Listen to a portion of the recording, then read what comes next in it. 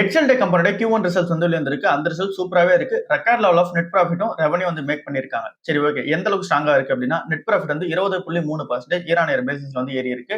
இங்க வந்து 4626 கோடி ரூபாய் வந்து மேக் பண்ணியிருக்காங்க நெட் ப்ராஃபிட்டா மட்டும். ரெவன்யூ வந்து 14% ஏறி இருக்கு. 34,579 கோடி ரூபாய் வந்து மேக் பண்ணியிருக்காங்க. பிசினஸ் வைஸ் பெர்ஃபார்மன்ஸா வந்து பார்ப்போம். இப்போ வந்து பினான்சியல் சர்வீசஸ் வந்து 5.3% ஏறி இருக்கு. டெக்னாலஜி 7.3% ஏறி இருக்கு.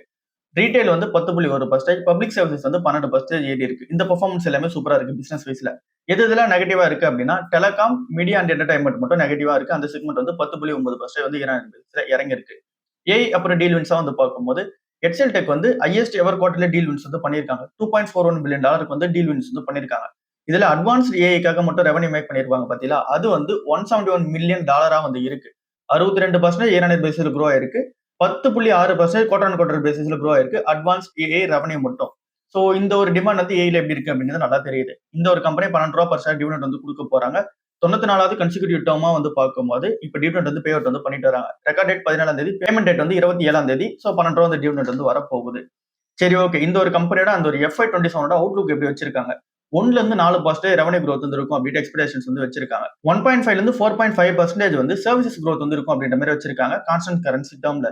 சோ மெயின்டெனன்ஸ் பொறுத்தவரை ஓரளவுக்கு ஓகேவா தான் இருக்கு. அந்த ஒரு growthல போறாங்கன்னு சொல்லி வெயிட் பண்ணி பார்க்கணும். 17.5ல இருந்து 18.5ன்றது எபிட் மார்ஜினா வந்து மெயின்டைன் பண்ணுவோம் அப்படின்ற மாதிரி சொல்லியிருக்காங்க. இந்த ஒரு கம்பெனி இன்னொரு அனௌன்ஸ்மெண்ட் கொடுத்திருக்காங்க. இங்க அபிஷியலா வந்து டேட்டா சென்டர் பிசினஸ் உள்ள என்டர் ஆக போதா சொல்லியிருக்காங்க. இதுக்கு முன்னாடி என்ன சொல்லியிருந்தாங்க அப்படின்னா, இந்த டேட்டா சென்டர்ஸ் மாதிரி பெரிய அசெட் ஹெவி பிசினஸ் எல்லாம் போக தேவையில்ல அப்படின்ற மாதிரி பிளான்ல வந்து இருந்தாங்க. பட் ஆனா அப்ப அவங்க பிளானே வந்து இப்ப திரும்ப வந்து என்ன பண்ணிருக்காங்க அப்படின்னா, டிசிஷன் வந்து மாத்திருக்காங்க. 3500 கோடி ரூபாய்க்கு டேட்டா சென்டர்ல இன்வெஸ்ட்மெண்ட் வந்து பண்ண போறாங்க. 50 மெகாவாட் கெப்பாசிட்டி உள்ள ஒரு டேட்டா சென்டர் வந்து இங்க உருவாக்க போதா சொல்லியிருக்காங்க. இது மூலமா வந்து இங்க ஹியூஜான டிமாண்ட் கம்ப்யூட்டிங் பவர் வந்து இருக்கு ஏஐக்காக. சோ அதனால இந்த ஒரு கம்பெனி டேட்டா சென்டர்ஸ் வந்து ஓன் பண்ணிக்க போறாங்க. இது மூலமா எண்ட் டு எண்டான ஏஐ சர்வீசஸ் வந்து கொடுப்பாங்க. டேட்டா சென்டர்ஸ் வந்து இன்க்ளூட் பண்ணிப்பாங்க. ஜிபியூ வந்து இருக்கு. ஏஐ மாடல்ஸ் அப்புறம் அப்ளிகேஷன்ஸ் வந்து இருக்கு. ரீசெண்டா கூட $150 மில்லியன் வந்து சர்வம் ஏஐல வந்து இன்வெஸ்ட்மெண்ட் பண்ணிருந்தாங்க 10% ஸ்டேக் வாங்குறதுக்கு. சோ இதனால இவங்களோட அந்த ஒரு டேட்டா சென்டரோட அந்த காஸ்ட் வந்து 10% குறையறதுக்கான சான்சஸ் வந்து இருக்கு.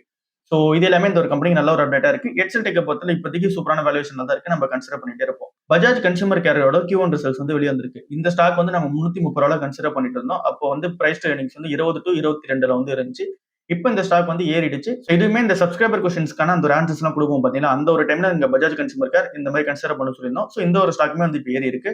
இப்போ ₹600 மேல வந்து ட்ரேட் ஆயிட்டு இருக்கு. நம்ம ₹350 கிட்ட வந்து கன்சிடர் பண்ண சொல்ல ஸ்டார்ட் பண்ணியிருந்தோம். சரி ஓகே. இந்த ஒரு கம்பெனி Q1 ரிசல்ட்ஸ் எப்படி இருக்கு அப்படின்னு சொல்லிட்டு பார்ப்போம். நெட் ப்ராஃபிட் வந்து 84% ஏறி இருக்கு இயர் ஆன் இயர் பேசிஸ்ல. 70.75 கோடி ரூபாய் வந்து இங்க நெட் ப்ராஃபிட் வந்து மேக் பண்ணிருக்காங்க. ரெவன்யூ வந்து 341 கோடி ரூபாய் மேக் பண்ணிருக்காங்க. 25% ஏறி இருக்கு. இந்த ஒரு கம்பெனியோட ஃபிளாக்ஷிப் செக்மெண்ட் எது அப்படின்னா, ஆல்மண்ட் டிராப் ஆயில் தான் வந்து இருக்குதுல ஃபிளாக்ஷிப் செக்மெண்ட். இந்த ஒரு பிராண்ட் பெர்ஃபார்மன்ஸ் சூப்பரா வந்து இருக்கு. அர்பன் மார்க்கெட் சூப்பரா இருக்கு. அண்ட் தென் மாடர்ன் ட்ரேடும் நல்லா இருக்கு. இ-காமர்ஸ் சேனல்ஸ் வந்து சூப்பரா இந்த ஒரு கம்பெனி க்ரோ ஆயிட்டு இருக்கு. ரூரல் டிமாண்டுமே இந்த ஒரு கம்பெனி இன்க்ரீஸ் ஆயிருக்கு. இன்டர்நேஷனல் பிசினஸ் பார்த்தாலும் கூட வெஸ்ட் ஏஷியா கிரைசிஸ் வந்து இருக்கும்போது கூட இன்டர்நேஷனல் பிசினஸ் சூப்பரா ரெக்கவர் ஆயிருக்கதா சொல்றாங்க. நேபாள் அண்ட் பங்களாதேஷ்ல டபுள் டிஜிட் ரெவன்யூ growth வந்து போயிருக்கதா சொல்றாங்க. ஓவர்சீஸ் பிசினஸ்ல வந்து double digit EBITDA margins growth வந்து இருக்கிறதா வந்து சொல்றாங்க. அதிகமான இங்க ஆப்பரேட்டிங் காஸ்ட் வந்து இருந்துச்சு. அந்த எக்ஸ்பென்ஸ் வந்து அதிகமா இருந்துச்சு. பட் ஆனா அதிகமான சேல்ஸ் நடந்த ரீசனால அது வந்து காம்பன்சேட் வந்து பண்ண முடியுது. இதனால ப்ராஃபிட் வந்து நல்லா காமிக்க முடியுதுன்ற மாதிரி சொல்றாங்க.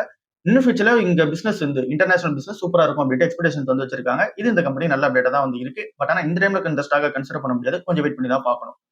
கல்யாண்ஜுவல்லர் ஷேர் வந்து 12% ஏறி இருக்கு லாஸ்ட் ஒரு செஷன்ல மட்டும். கிட்டத்தட்ட 4 ட்ரேடிங் செஷன்ஸ்ல 50% மேல வந்து ஏறி இருக்கு. 52 வீக் லோல இருந்து நம்ம கால்குலேட் பண்ணோம் அப்படின்னா 62% வந்து ஏறி இருக்கு.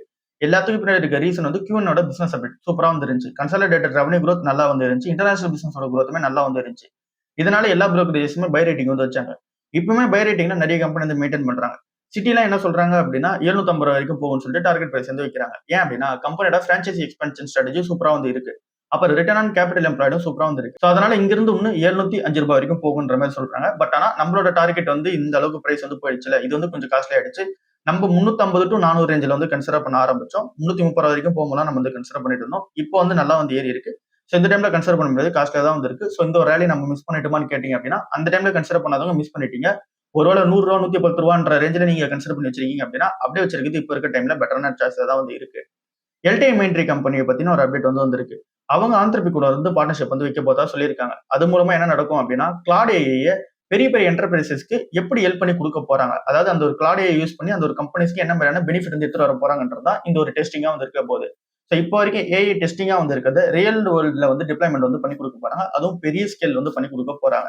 ஸோ இந்த ஒரு பார்ட்னர்ஷிப் மூலமா பிஎஃப்எஸ்ஐ செக்டார் கிளைண்ட்ஸ் எல்லாத்துக்குமே இவங்க வந்து ஹெல்ப் பண்ணி கொடுக்க போறாங்க. ஹைடெக் செக்டார் கிளைண்ட்டுக்கு ஹெல்ப் பண்ணி கொடுக்க போறாங்க. கன்சியூமர் அப்புறம் மேனுஃபேக்சரிங் செக்டார்ல உள்ள அந்த ஒரு கம்பெனிஸ்க்கு வந்து ஹெல்ப் பண்ணி கொடுக்க போறாங்க. அவங்களோட மாடர்னைஸ் சாஃப்ட்வேர் சிஸ்டம்ஸ்ல இங்க ஏஐ யூஸ் பண்ணி ப்ரொடக்டிவிட்டி வந்து இம்ப்ரூவ்மெண்ட் வந்து பண்ணி கொடுக்க போறாங்க. எல்டிமெண்ட்ரி ஏஐல எப்படி பெர்ஃபார்மன்ஸ் வந்து பண்ணிட்டு இருக்காங்க அப்படின்னா ஏஐ 1000 அப்படின்னு சொல்லிட்டு ஒரு இனிஷியேட்டிவ் வந்து எடுத்துட்டு வராங்க. இதனால என்ன நடக்கும் அப்படின்னா இவங்க கிட்ட இருக்க தௌசண்ட்ஸ் ஆஃப் இங்க ஏஐ இன்ஜினியர்ஸ் வந்து ட்ரெயின் பண்ணுவாங்க, அப்புறம் டெப்ளாய்மெண்ட் வந்து பண்ணுவாங்க. கிளாட்ல வந்து சர்டிஃபைடு ஆர்கிடெக்ட்ஸ் வந்து வச்சிருக்காங்க. ஸோ இவங்க எல்லாருமே யூஸ் பண்ணிட்டு டெடிகேட்டடான சென்டர் ஆஃப் எக்ஸலன்ஸ் சொல்லிட்டு ஒன்று ஓப்பன் பண்ண போறாங்க ஏஐக்காக மட்டும். ஸோ இந்த மாதிரி தௌசண்ட்ஸ் ஆஃப் இன்ஜினியர்ஸ் வந்து ஏஐக்காக இங்க டெவலப்மெண்ட் பண்ணிட்டு இருக்கதும், கிளாட்ல வந்து டெவலப்மெண்ட் பண்ணிருக்கதும் இந்த ஒரு கம்பெனியோட ஏஐ டேலண்ட் டெவலப்மெண்ட்டுக்காக சூப்பரா வந்து இருக்கு. இந்த ஒரு கொலாபரேஷன் மூலமா வந்து இங்க ரெஸ்பான்சிபிளான ஏஐ அடாப்டேஷன், டேட்டா பிரைவசி, அப்புறம் வந்து ஏஐ கவர்னன்ஸ், அப்புறம் வந்து ஃபாஸ்டான சாஃப்ட்வேர் டெவலப்மெண்ட் தான் நடக்க போகுது அப்படின்றது எக்ஸ்பெக்டேஷன்ஸா வந்து இருக்கு. ஸோ இன்னும் கண்டினியூவா ஏஐல இன்வெஸ்ட்மெண்ட் பண்றதுக்கு பிசினஸ் வந்து இங்க ரெடி ஆனாங்க அப்படின்னா எல்டிஎம் என்ட்ரி மாதிரி கம்பெனிலாம் யூஸ் பண்ணிப்பாங்க அப்படின்றது நல்லா தெரியுது. நேற்றுக்கு நாள் ஸ்டாக் மார்க்கெட்ல ஓவராலா எல்லா செக்மெண்ட்டுமே வந்து வீக்கா இருந்தாலும் கூட, மேஜரா வந்து இங்க எஃப்எம்சிஜி மெட்டல்லாம் வந்து வீக்கா இருந்தாலும் கூட ஐடியோட இண்டெக்ஸ் மட்டும் 3% வந்து மார்க்கெட்ல ஏறி இருக்கு. டிசிஎஸ், எச்எல்டெக், இன்ஃபோசிஸ், டெக் மஹிந்திரா எல்லாமே வந்து சூப்பரா வந்து ஏறி இருக்கு. சரி, ஓகே. அடுத்த நியூஸ் என்ன அப்படின்னா எல்என்டி ஃபினான்ஸோட Q1 ரிசல்ட்ஸ் வந்து வெளியே வந்திருக்கு. அந்த ரிசல்ட் சூப்பராகவே இருக்கு. இது வரைக்கும் பண்ணாத அளவுக்கான ப்ராஃபிட் வந்து இப்போ பண்ணிருக்கதா சொல்றாங்க. நெட் ப்ராஃபிட் வந்து 28.7% ஏறி இருக்கு. 902 crore வந்து இங்க நெட் ப்ராஃபிட் வந்து மேக் பண்ணிருக்காங்க. ரெவன்யூ வந்து 5213 கோடி ரூபாய் வந்து இருக்கு. 22% வந்து நெட் ப்ராஃபிட் வந்து இயர் பேசிஸ்ல ஏறி இருக்கு. இங்க லோன் growth வந்து பொறுத்தவரை டோட்டல் லோன் புக் வந்து க்ரோ ஆயிருக்கு. 27% க்ரோ ஆயிருக்கு. 1.30 lakh crore வந்து இங்க மெயின்டைன் பண்றாங்க. ரீட்டைல் லோனோட டிஸ்பர்ஸ்மெண்ட்ஸ் வந்து 36% இன்க்ரீஸ் ஆயிருக்கு. பர்சனல் லோனோட டிஸ்பர்ஸ்மெண்ட்ஸ் வந்து இங்க டபுள் ஆயிருக்கு. 126% மேல வந்து ஏறி இருக்கு. அசெட் குவாலிட்டி எப்படி இருக்கு? கிராஸ் ஸ்டேஜ் 3 பேட் லோன்ஸ் இருக்கு பாத்தீங்கன்னா அது வந்து இம்ப்ரூவ்மெண்ட் வந்து பண்ணிருக்காங்க. 3.31% வந்து இருந்து இப்ப 2.86% வந்து மெயின்டைன் பண்ணிருக்காங்க. அதாவது குறைச்சிருக்காங்க. பேட் லோன்ஸ் எல்லாமே குறைச்சிருக்காங்க. நெட் ஸ்டேஜ் 3மே வந்து டிக்ளைன் ஆயிருக்கு. 0.90% தான் வந்து மெயின்டைன் பண்றாங்க. ஸோ அதுமே வந்து குறைஞ்சிருக்கு. ஸோ பெட்டரான லோன் குவாலிட்டி இங்க வந்து கம்மியான கிரெடிட் ரிஸ்க் வந்து இருக்கு. அதனால இந்த ஒரு கம்பெனி இன்னும் அடிஷனலான பை ரேட்டிங் வந்து வைக்கிறாங்க. ஜேஎம் ஃபினான்ஷியல்ஸ் மாதிரி கம்பெனிலாம். பட் ஆனால் இந்த டைம்ல இந்த ஸ்டாக் வந்து காஸ்ட்லியா தான் இருக்கு. பிரைஸ் டு புக் வந்து 2.9ல வந்து இருக்கு. இந்த டைம்ல இந்த ஸ்டாக் வந்து கன்சிடர் பண்ண முடியாது. டாடா கேபிட்டல் வந்து கோல்ட் லோன் பிசினஸ் உள்ள போக பார்த்தா சொல்லியிருக்காங்க. இதுக்காக கேரளா பேஸ்ட் ஒரு கம்பெனியான யோகக் க்ஷேமம் அப்படின்ற ஒரு லோன் கம்பெனி வந்து இருக்கு. இது வந்து யோக் லோன்ஸ் அப்படின்னு சொல்லுவாங்க. இந்த ஒரு கம்பெனி வந்து அக்விசிஷன் பண்ண போறாங்க. 88.6% ஸ்டேக் வந்து வாங்க போறாங்க. இது மூலமா கோல்ட் லோன் செக்மெண்ட் உள்ள போக போறாங்க. இந்த ஒரு அக்விசிஷன் ஃபுல்லாவே கேஷ் டீலா தான் வந்து முடிய போகுது. 318 கோடி ரூபாய் வந்து கொடுத்து வாங்க போறாங்க. இதுல 93 கோடி ரூபாய் ஃப்ரெஷ் கேபிட்டல் இன்ஃபியூஷனும் வந்து இருக்கு. ஃபியூச்சர் growth சப்போர்ட் பண்ற மாதிரி அதுவும் வந்து இருக்கு. ரெகுலேட்டரி அப்ரூவலுக்காக வந்து இப்ப வெயிட் பண்ணிட்டு இருக்காங்க. இந்த ஒரு கம்பெனி கிட்ட 78 கோடி ரூபாய்க்கான அசெட் அண்டர் மேனேஜ்மெண்ட் வந்து இருக்கு. 32,000 கஸ்டமர் வந்து இருக்காங்க. 162 பிரான்ச்சஸ் வந்து இங்க அக்ராஸ் சவுத் இந்தியா வந்து இருக்கு. ஸோ இது மூலமா கோல்ட் லோன் உள்ள வராங்க டாடா கேபிட்டல் நிறுவனம். எஸ்பிஐ ஃபண்ட்ஸ் மேனேஜ்மெண்டோட ஐபிஓ பத்தி பார்ப்போம். இன்னைக்கு நல்ல ஓப்பன் 16ஆம் தேதி வரைக்கும் ஓப்பன்ல இருக்க போகுது. 545 ரூபாயில இருந்து 574 ரூபான்றது பிரைஸ் பேண்டா வந்து இருக்கு. இந்த ஒரு கம்பெனி நீங்க அப்ளை பண்ண அப்படின்னா 15,000 ரூபாய் தான் நீங்க அந்த ரைட் வந்து அப்ளை பண்ணி பார்க்கலாம். டோட்டல் இஷ்யூ வந்து 9,000 கோடி ரூபாய் வந்து இஷ்யூ பண்றாங்க. இந்த ஒரு கம்பெனியோட பிசினஸ் ஸ்ட்ரென்த் என்ன அப்படின்னா இது வரைக்கும் இந்தியாவில இருக்கிற லார்ஜஸ்ட் ஒரு அசெட் அண்டர் மேனேஜ்மெண்ட் கம்பெனி இவங்களும் வந்து இருக்காங்க. 12.5 லட்சம் கோடி ரூபாய்க்கு அசெட் அண்டர் மேனேஜ்மெண்ட் வந்து இருக்கு. 15.3% மார்க்கெட் ஷேர் இவங்க கிட்ட வந்து இருக்கு. 1.8 கோடி இன்வெஸ்டர்ஸ் வந்து இருக்காங்க. 3000 கோடி ரூபாய்க்கு வந்து FY26 மட்டும் ப்ராஃபிட் வந்து மேக் பண்ணிருக்காங்க. ரிட்டர்ன் ஆன் நெட் ஒர்த் வந்து பார்க்கும்போது அது 43% வந்து இருக்கு. இம்பார்ட்டன்டா நம்ம பார்க்க வேண்டிய இந்த ஐபிஓ ஸ்ட்ரக்சர் வந்து 100% ஆஃபர் ஃபார் சேலா தான் வந்து இருக்கு. ஸோ எஸ்பிஐயும் அப்புறம் அமுண்டி இந்தியா ஹோல்டிங்ன்ற கம்பெனியும் அவங்களோட ஸ்டேக் வந்து விற்க போறாங்க. ஸோ ஃபண்ட்ஸ் எதுவுமே புதுசாக இந்த கம்பெனிக்கு வந்து இம்ப்ரூவ்மெண்ட் பண்ற மாதிரி இருக்க போவது கிடையாது. ஸோ இந்த ஒரு கம்பெனி ஐபிஓ வருது. ஸோ இந்த மாதிரி ஒரு பிராண்ட் இருக்கு அப்படின்றத பப்ளிக்ல வந்து இங்க வந்து லிஸ்ட் பண்ணணும் அப்படின்றதுக்காக தான் வராங்களே தவிர பெருசா வந்து இந்த ஒரு கம்பெனி கிட்ட மணியை தேவைன்றதுக்காகலாம் உள்ள வரல. சரி, ஓகே. இப்போ நம்ம இன்வெஸ்ட்மெண்ட் அப்ரோச்சா பார்க்கும்போது இவங்க காம்படிட்டர்ஸ் எல்லாம் இருப்பாங்கல்ல, லைக் ஏஎம்சிஸ் கம்பெனிஸோட காம்படிட்டர்ஸை பொறுத்தவரை வேல்யூவேஷன் சேமா இதே வரைக்கும் தான் வந்து இருக்கு. எஸ்பிஐ ஃபண்ட்ஸோட அந்த ஒரு வேல்யூவேஷனும் சரி, இருக்க ஏஎம்சிஸோட வேல்யூவேஷனும் சரி, அது எல்லாமே மேட்ச் ஆகிற மாதிரி தான் இருக்கு. இந்த ஒரு கம்பெனியோட பிரைஸ் வந்து இப்போ 38ல வந்து இப்போ லிஸ்ட் ஆக போகுது. சரி, ஓகே. இப்போ நமக்கு ஓரளவுக்கு வந்து தெரிஞ்சிருச்சு. இப்போ இந்த கம்பெனியோட கிரே மார்க்கெட் பிரீமியம் அமௌண்ட் எவ்வளவு இருக்கு? 91 ரூபாய் வந்து இருக்கு. ஸோ 574 ரூபாயில இருந்து இந்த 91 ரூபாய் ஆட் ஆச்சு அப்படின்னா 665 ரூபாய். ஸோ கிட்டத்தட்ட 15% லிஸ்டிங் கிடைக்கிறதுக்கான சான்சஸ் இருக்கு. ஒரு இன்வெஸ்டர் வந்து இப்போ இந்த 15% லிஸ்டிங் பார்க்கலாமா, இல்ல அப்படின்னா லாங் டர்ம் இன்வெஸ்ட்மெண்ட்காக பார்க்கலாமா? இந்த ரைபிஓ லிஸ்டிங் பார்க்கறது கரெக்டா வந்து இருக்காது. லாங் டர்ம்காக பாக்குறீங்க அப்படின்னா வேல்யூஷன்ஸ் வந்து ஓரளவுக்கு ஓகேவா தான் இருக்கு. நீங்க 5 years 10 years மேல வச்சுக்க போறீங்க அப்படின்னா அப்ப இந்த ஐபிஓ வந்து நீங்க அப்ளை பண்ணி பார்க்கலாம். இண்டஸ்இண்ட் பேங்க் வந்து இபிஎஃப்ஓ கூட வந்து பார்ட்னர்ஷிப் வந்து வைக்கிறாங்க. இது மூலமா என்ன நடக்கும் அப்படின்னா எம்ப்ளாயிஸ் வந்து டைரக்டா ப்ராவிடன்ட் ஃபண்டுக்காக கான்ட்ரிபியூஷன் பண்ற அமௌண்ட்டை டைரக்டா இதுல இருந்தே பே பண்ணிக்க முடியும். இபிஎஃப்ஓ போர்ட்டல்ல இருந்து இங்க இண்டஸ்இண்ட் பேங்க் மூலமாவே பே பண்ணிக்க முடியும். ஸோ இதுக்கு முன்னாடி எப்படி இருக்கும் அப்படின்னா இண்டஸ்இண்ட் பேங்க் அக்கௌண்ட்ஸ்ல இருக்கவங்க வந்து பிஎஃப் பேமெண்ட்ஸை டைரக்டா வந்து பண்ண முடியாது. பட் ஆனா இதுக்கப்புறம் வந்து பண்ணிக்க முடியும். ஸோ இது மூலமா பெனிஃபிட் வந்து இங்க இண்டஸ்இண்ட் பேங்க் வந்து இருக்கும். நிறைய கஸ்டமர்ஸ் வந்து உள்ள வர ஆரம்பிப்பாங்க. அப்புறம் இது வந்து பிசினஸ்க்குமே ஒரு பெரிய பெனிஃபிட்டா தான் வந்து இருக்க போகுது. ஒன் டைம் பிஎஃப் கம்ப்ளைண்ட்ஸ் வந்து சூப்பரா வந்து பண்ணி கொடுத்துக்க போறாங்க. சரி, ஓகே. இது இண்டஸ்இண்ட் பேங்க் ஒரு அப்டேட்டா இருக்கு. இதே மாதிரி ஐடிஎஃப்சி ஃபர்ஸ்ட் பேங்க் வந்து இந்த ஒரு பார்ட்னர்ஷிப் வந்து வச்சாங்க. டாக்டர் ரெட்டி நிறுவனம் வந்து 10% வந்து மார்க்கெட்ல இறங்கிட்டே வந்து வருது. இன்னும் இறங்கிறதுக்கான சான்ஸ் இருக்க மாதிரி தெரியுது. என்ன ரீசன் அப்படின்னு சொல்லிட்டு பார்க்கும்போது ஒரு பெரிய செட்பேக்கா செமக்ளூட்டோட அந்த செட்பேக் வந்து இருக்கு.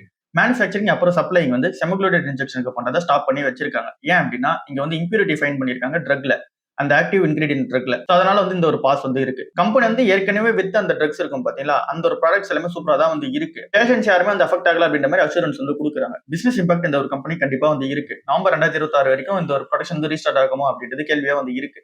அந்த டைம்ல ரீஸ்டார்ட் ஆகுன்ற மாதிரி சொல்றாங்க. இதனால ஃபர்ஸ்ட் இயரோட சேல்ஸ் டார்கெட் வந்து 1.2 கோடி பென்ஸ் வந்து விற்கலாம் அப்படின்னு சொல்லி பிளான் பண்ணாங்க. அது வந்து இப்போ குறைச்சு 60 இருந்து 70 லட்சம் பென் தான் வந்து விற்க போதா வந்து சொல்லியிருக்காங்க. இதனால மார்க்கெட்ல வந்து ரியாக்ஷன் வந்து இருக்கு. இது கூடவே சேர்ந்து ரியாக்ஷன் வந்து டோரன் பார்மாசூட்டிகலுக்கும் வந்து இருக்கு. ஏன் அப்படின்னா டாக்டர் ரெட்டியோட அந்த ஒரு செமிகுலேட்டட் ஏபி யூஸ் பண்ணி தான் இவங்களுமே செமாட்லிக்ஸ் அப்படின்ற ஒரு இன்ஜெக்ஷன் வந்து லான்ச் பண்ணிட்டு இருக்காங்க. இந்த ஒரு டோரன் ஃபார்மா கம்பெனியுமே வாலண்டரி ரீகால்ட் வந்து பண்ணிட்டாங்க. செலக்டடான பேட்சஸ் வந்து பண்ணிருக்காங்க பிரிகாஷனுக்காக. சோ இது இந்த கம்பெனிக்கு எல்லாமே நெகட்டிவா வந்து இருக்கு. டாக்டர் ரெட்டிக்கு ஒரு நெகட்டிவா இருக்கு. பட் ஆனா இந்த டைம்ல நம்ம கன்சிடர் பண்ணதுக்கான டைமா இருக்கு. மில்வொர்க்ஸ் டெக்னாலஜிஸ் ஐபிஓ பத்தி பேச சொல்லியிருந்தீங்க. இந்த ஒரு ஐபிஓ வந்து 14ஆம் தேதியில இருந்து 16ஆம் தேதி வரைக்கும் ஓப்பன் இருக்க போது. கண்டிப்பா இந்த ஒரு கம்பெனில லிஸ்டிங் வந்து இருக்க போது 100% வந்து லிஸ்டிங் வந்து இருக்க போகுது. பட் ஆனா நம்ம ஒரு விஷயத்தை வந்து புரிஞ்சுக்கணும். இந்த ஒரு கம்பெனி பிசினஸ் என்ன அப்படின்னா ஹை பிரிசிஷன் இன்ஜினியரிங் காம்பனன்ட்ஸ்ன்ற ஒரு பிசினஸ் உள்ள இருக்காங்க. ஏரோஸ்பேஸ், டிஃபென்ஸ், ரயில்வேஸ் அப்புறம் செமிகண்டக்டர்ஸ் எல்லாத்துக்குமே குவாலிட்டியான ஒரு ப்ராடக்ட்ஸ் வந்து கொடுத்துட்டு இருக்காங்க. சரி ஓகே, இந்த ஒரு கம்பெனியோட பிசினஸ் தெரிஞ்சிச்சு. இப்போ இந்த கம்பெனி எதுக்காக ஐபிஓ வராங்க அப்படின்னா புது மிஷினரி பை பண்றதுக்கும் ஒர்க்கிங் கேபிட்டலை மீட் பண்றதுக்கும் அப்புறம் வந்து ஃபியூச்சர் எக்ஸ்பென்ஷனை சப்போர்ட் பண்ற மாதிரி இந்த ஒரு பணம் வந்து இருக்க போகுது. ஃபினான்ஷியல் பெர்ஃபார்மன்ஸ் வந்து பார்க்கும்போது 148 கோடி ரூபாய்க்கு ரெவன்யூ மேக் பண்ணாங்க. நெட் ப்ராஃபிட் வந்து 37 கோடி ரூபாய் மேக் பண்றாங்க. இப்ப இருக்க கிரே மார்க்கெட் பிரீமியம் வந்து 390 ரூபாய் வந்து இருக்கு பிரைஸ் வந்து பார்க்கும்போது. இந்த ஒரு கம்பெனி பிரைஸ் பேண்ட் வந்து 315 இருந்து 331 ரூபாய். சோ 330 ரூபான்ற அந்த ஒரு அப்பர் பிரைஸே நம்ம வச்சுக்கிட்டு அது கூட 390 ரூபாய் ஆட் பண்ணோம் அப்படின்னா 721 ரூபாய் வந்து வருது. ஸோ டோட்டலா 120% லிஸ்டிங் கிடைக்கிறதுக்கான சான்சஸ் இருக்கு. பட் ஆனா என்ன, இந்த ஒரு கம்பெனி எஸ்எம்இ ஐபிஓவா வந்து இருக்கு. அதனால உங்களோட மினிமம் இன்வெஸ்ட்மெண்ட் நீங்க தேவைப்படுறது இந்த ஐபிஓ அப்ளை பண்ண அப்படின்னா உங்களுக்கு தேவைப்படுற அமௌண்ட் வந்து 1,32,400 ரூபாய் வந்து வரும். ஸோ அதனால அந்த அமௌண்ட் வந்து நம்மளால கொடுக்க முடியாது. ஒருவேளை அப்படி உங்களால கொடுக்க முடிஞ்சாலும் கூட நீங்க ஒருவேளை இந்த கம்பெனி லிஸ்டிங்கே பார்த்தாலும் கூட திரும்ப வந்து இந்த ஒரு ஷேர் வந்து விற்கும் போது நீங்க வந்து கஷ்டப்படுவீங்க. ஏன் அப்படின்னா லிக்விடிட்டி இஷ்யூ வந்து இருக்கும். நீங்க செல் பண்ணும்போது செல் ஆர்டரே வந்து பிளேஸ் ஆகாது. திரும்ப இந்த ஷேர் 100% இறங்குதுன்னு வச்சுக்கலாம். அந்த டைம்ல நீங்க வந்து செல் ஆர்டர் வந்து நீங்க பிளேஸ் பண்றீங்க அப்படின்னா செல் ஆர்டர் பிளேஸ் ஆகுமான்றது வந்து கேள்வியா வந்து இருக்கு. ஸோ அதனால இந்த மாதிரி எஸ்எம்இ ஐபிஓஸ் நம்ம அவாய்ட் பண்ணிக்கிட்டே பெட்டரா வந்துருக்கு. இதுவுமே லைக் ட்ரேடிங் மாதிரி தான் ஆக்ட் ஆகும். அதனால நம்ம இந்த எஸ்எம்இ ஐபிஓ போக தேவையில்ல. இப்ப இந்த ஈரான் யூஎஸோட அந்த ஒரு வார் அப்டேட் எப்படி இருக்கு அப்படின்னு சொல்லிட்டு பார்ப்போம். வார் சூழ்நிலை வந்து திரும்ப வந்து இன்டென்சிஃபை ஆகுது. திரும்ப வந்து யூஎஸ் என்ன பண்றாங்க அப்படின்னா மிலிட்டரி ஸ்ட்ரைக்ஸ் வந்து ஈரான் மேல வந்து வச்சுக்கிட்டே தான் இருக்காங்க. ரெண்டு சைடுமே வந்து சீஸ் ஃபயர் வந்து இங்க முடிச்சுக்கிட்ட மாதிரி வந்து தெரியுது. திரும்ப வந்து ரெண்டு கண்ட்ரீஸ்மே அடிச்சுக்க ஆரம்பிச்சிருக்காங்க. ஸோ யூஎஸ் பிரசிடென்டான டொனால்ட் ட்ரம்ப் அவர்கள் என்ன சொல்றாரு அப்படின்னா டைட்டான கண்ட்ரோல் வந்து ஸ்ட்ரைட் ஆஃப் ஹார்மஸ் வழியா நாங்க எடுத்துட்டோம். அண்ட் தென் 20% செக்யூரிட்டி ஃபீஸ் வந்து இங்க இந்த ஒரு ஷிப் வந்து பாசிங் த்ரூ ஆகுது பாத்தீங்களா, அந்த டைம்ல வந்து சார்ஜ் பண்ண போறோம் அப்படின்ற மாதிரி சொல்லியிருக்காங்க. பிரெண்ட் க்ரூட் வந்து இங்க $83 per பேரலுக்கு வந்து போயிடுச்சு. இங்க வந்து ஹியூமன் இம்பாக்டா வந்து பார்க்கும்போது 2 யுஏஇ ஆயில் டேங்கர்ஸ் வந்து பாத்தீங்க அப்படின்னா ஈரான் மிசைல்ஸ் எல்லாம் அஃபெக்ட் ஆகப்பட்டிருக்கு ஸ்ட்ரைட் ஆஃப் ஹார்மஸ் கிராஸ் பண்ணும்போது. அதுல ஒரு இந்தியன் சைலருமே வந்து பாத்தீங்க அப்படின்னா கில் பண்ணப்பட்டிருக்காங்க. கிரூ மெம்பர்ஸ்மே இன்ஜூர் ஆகப்பட்டிருக்காங்க. குளோபல் லெவல் இம்பாக்ட் வந்து இருக்கு. ஈரான் வந்து என்ன கிளைம் பண்றாங்க அப்படின்னா யூஎஸ் மிலிட்டரி பேசஸ் வந்து எங்க இருக்கோ லைக் வந்து ஜார்டன், அப்புறம் வந்து பஹ்ரைன், குவைத், அப்புறம் வந்து ஓமன், இந்த இடத்துல வந்து அட்டாக் பண்ணியிருக்கதா வந்து சொல்றாங்க. யூஎஸ் மிலிட்டரி ஸ்ட்ரைக்ஸ் வந்து ஈரான் மேல நடந்துட்டு தான் இருக்கு. ஸோ ரெண்டு இடத்துலயுமே வந்து இன்னும் வந்து ஜியோபொலிட்டிக்கல் டென்ஷன்ஸ் கண்டினியூ ஆகிட்டு தான் இருக்கு. இன்னைக்கு நல்லா மார்க்கெட் ஓப்பன் ஆகும்போது நெகட்டிவ்ல தான் வந்து ஓப்பன் ஆக போகுது. 193 பாயிண்ட் நெகட்டிவ்ல வந்து ஓப்பன் ஆகிறதுக்கு சான்சஸ் வந்து இருக்கு. சென்செக்ஸ் அண்ட் நிஃப்டி 50 அந்த மாதிரி ஓப்பன் ஆகலாம்.